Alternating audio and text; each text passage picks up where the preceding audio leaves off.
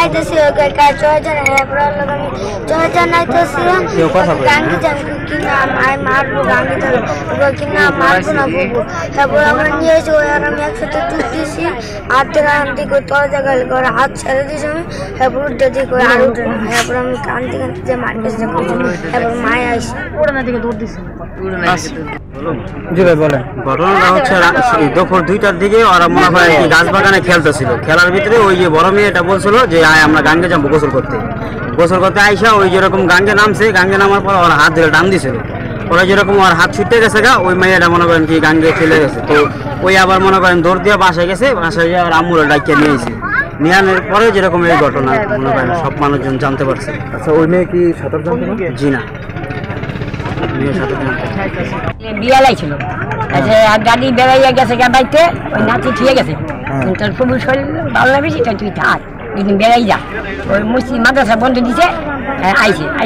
ওই যে বিয়ানের ওই যে কটা বাজে যে ম্যাক নামছে সেই ম্যাকের সময় আমার নাতিনি ওই চকে ভিজছে ভিজে আমি নো গাঙ্গে নাইতে যাই আমার নাতি আমি কইছি না গাঙ্গে যাম না আমার আম্মু মারবো না দেখো না আমরা পড়াই নিয়েছি যাবো এই পড়াই নাই চাইছে আমার নাতির হাত যেটা ডুব দিছে ডুব দিয়ে আর উঠতে পারে নাকি এই স্যার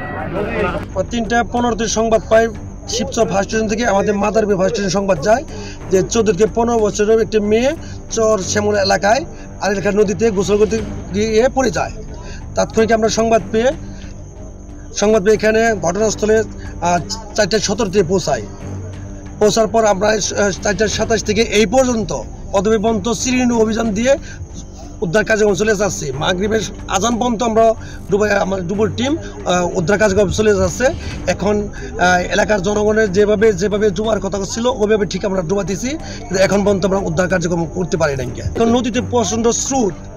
স্রোত হয়তো আমার জানার মধ্যে এখানে হয়তো নাই, অনেক দূর হয়তো ভেসে গেছে গা। এখানে আজকের মধ্যে এখানে আমরা সমাপ্ত ঘোষণা করতেছি,